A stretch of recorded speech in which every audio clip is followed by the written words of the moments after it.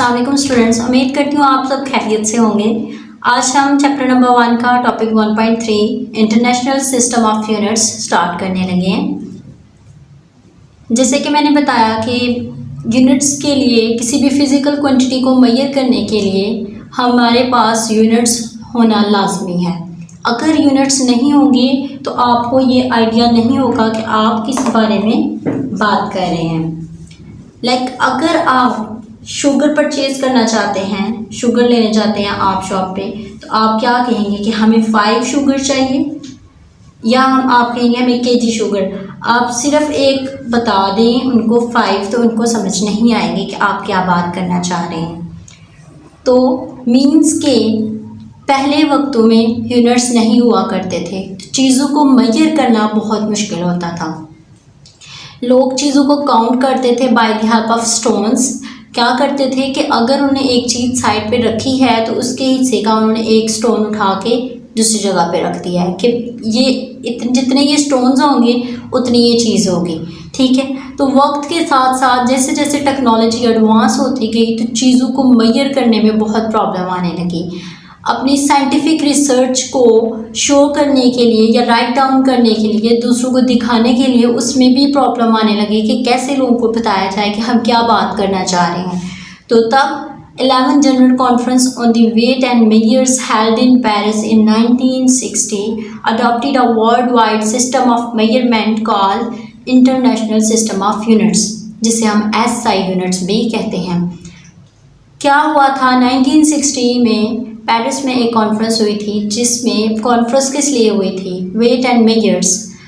Wait and measures इसलिए name दिया गया था कि हम इसमें यूनिट्स के बारे में, उन्होंने कुछ बेसिक यूनिट्स जो है ना इस कॉन्फ्रेंस में अडॉप्ट किए थे कि उन यूनिट्स की बेस पे हम चीज़ों को मेजर करेंगे।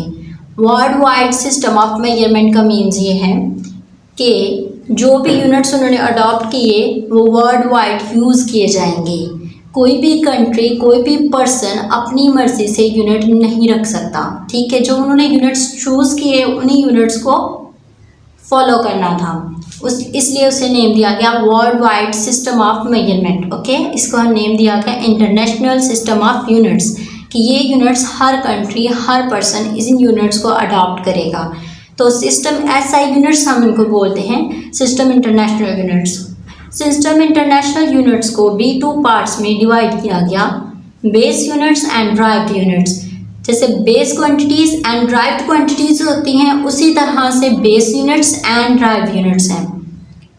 बेस यूनिट्स क्या करेंगे, जो बेस क्वांटिटीज़ थी उनके यूनिट्स को डिस्क्राइब करेंगे। मीन्स हमारे पास 7 बेस क्वांटिटीज़ थी, length, mass, time, temperature, electric current, intensity of light, amount of substance. इन तमाम चीज़ों के जो यूनिट्स हैं वो क्या कहलाएंगे, बेस यूनिट्स। मीन्स कि ये बेसिक और बुनियादी क्वांटिटीज़ को रिप्रेजेंट करेंगे। और डिराइव्ड यूनिट्स में हम बात करते हैं, ये वो यूनिट्स होंगे जो डिराइव्ड क्वांटिटीज़ को रिप्रेजेंट करेंगे, like pressure, force, area, volume, उसके बाद डेंसिटी, वर्क, चार्ज, कूलम। ये तमाम जो हैं ये हमारे पास ड्राइव्ड यूनिट्स में आएंगे, ठीक हो गया। अब हम डिस्कस करते हैं बेस यूनिट्स को। बेस यूनिट्स से हमारे पास 7, लेंथ, मास। हमारे पास क्वांटिटीज़ क्या है, बेस क्वांटिटीज़, पहले हम उनके नेम लिखेंगे, ठीक है। हमारे पास बेस क्वांटिटी है length, mass, time, temperature, electric current, intensity of light and amount of substance. These are the 7 base quantities. अब इन बेस क्वांटिटीज़ की क्या सैम्पल्स हैं। लेंथ को आप L से रिप्रेजेंट करते हैं, मास को आप M से, किसी बॉडी का क्या मास है, time small t and temperature capital T, electric current I से, intensity of light by L, capital L।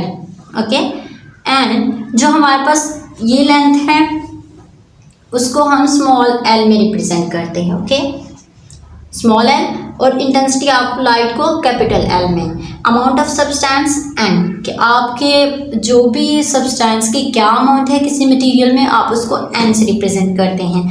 For example अब हम इनकी यूनिट्स की बात करते हैं कि लेंथ का क्या यूनिट है। मैंने ये यूनिट्स आपको फिजिकल क्वांटिटीज़ वाले लेसन में भी बताए थे, अगेन आपको करवा रही हूँ कि लेंथ जो है उसको आप मीटर में मेजर करते हैं, mass kilogram, time second, and temperature को आप केल्विन में मेजर करते हैं। अगर आप इलेक्ट्रिक करंट की बात करते हैं तो उसे हम एम्पेयर में मेजर करते हैं। Intensity of light candela and amount of substance mole.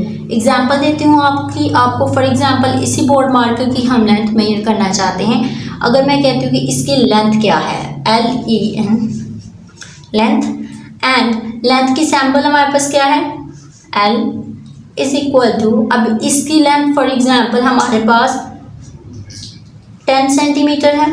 Okay 10 centimetre, तो 10 हमारे पास क्या है, numeric value, and centimetre is the unit. आप इसको मीटर में लिख सकते हैं, सेंटीमीटर मीटर का स्मॉलर यूनिट होता है। ठीक हो गया। इसी तरह से अगर आपको कहे कि कोई कहे कि टाइम या मास कितना है किसी ऑब्जेक्ट का, तो इसी तरह से आप वो भी कैलकुलेट कर सकते हैं। अब इलेक्ट्रिक करंट की बात करते हैं हम, तो I से करंट को रिप्रेजेंट किया जाता है इज इक्वल टू, अगर मैं कहती हूँ 10 ampere, ampere is the unit and 10 is the magnitude representing the amount of the current. Okay these are the 7 basic base units that describe about the base quantities. Next अब हम देखेंगे derived units को।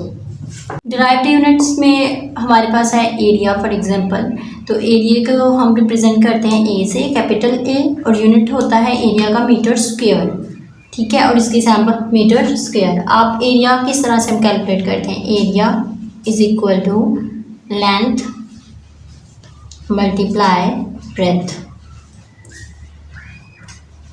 Okay metre होता है length का unit और breath का unit भी मीटर, दोनों मीटर स्क्वायर। मीन्स कि हमने बेस यूनिट्स को यूज़ किया और उसकी मदद से हमने ड्राइव यूनिट कैलकुलेट किया। Volume, volume cubic metre. Okay इसको हम, इसकी सैम्पल होती है मीटर क्यूबिक मीटर, मैंने लिखी हुई है। स्पीड, स्पीड किस तरह से कैलकुलेट करते हैं, डिस्टेंस ओवर टाइम। ओके तो डिस्टेंस हमारे पास क्या होता है कि एक जगह से दूसरी जगह तक का जो फासला है वो हमारे पास डिस्टेंस कहलाएगा। इसका यूनिट भी है मीटर, और टाइम का यूनिट क्या है हमारे पास बेस यूनिट्स में, सेकेंड, तो क्या यूनिट आएगा, मीटर पर सेकेंड। ओके इसकी सैम्पल क्या होगी, मीटर पर सेकेंड। एक्सेलरेशन आप कैसे कैलकुलेट करते हैं,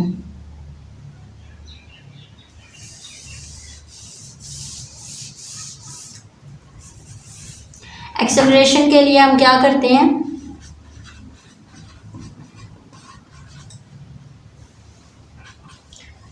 वेलोसिटी ओवर टाइम। तो वेलोसिटी और स्पीड एक ही चीज़ है, जस्ट डिफरेंस ये है कि स्पीड जो है वो किसी भी डायरेक्शन में डिस्टेंस कवर करती है बॉडी, और वेलोसिटी में इन द स्पेसिफिक डायरेक्शन होता है। तो वेलोसिटी का यूनिट भी स्पीड वाला होगा, मीटर पर सेकेंड, ओवर टाइम क्या है, सेकेंड। तो हम इसे लिखते हैं मीटर पर सेकेंड, यानी कि मीटर पर स्क्वायर सेकेंड। ये उसके बाद हमारे पास फोर्स, फोर्स क्या है,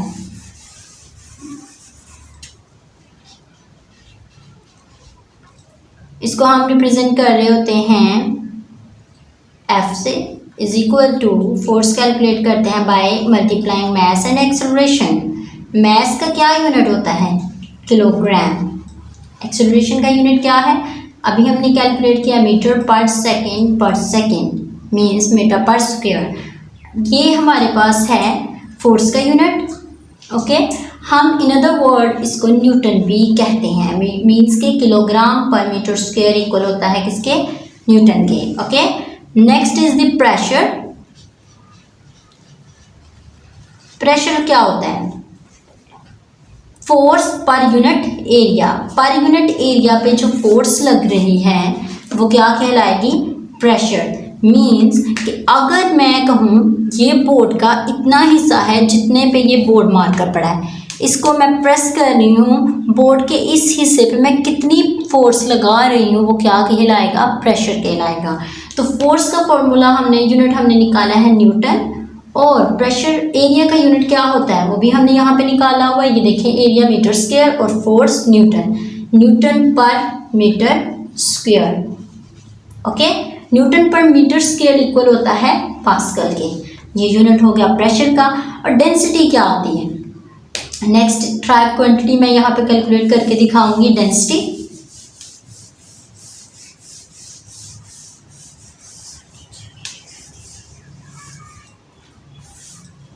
ओके,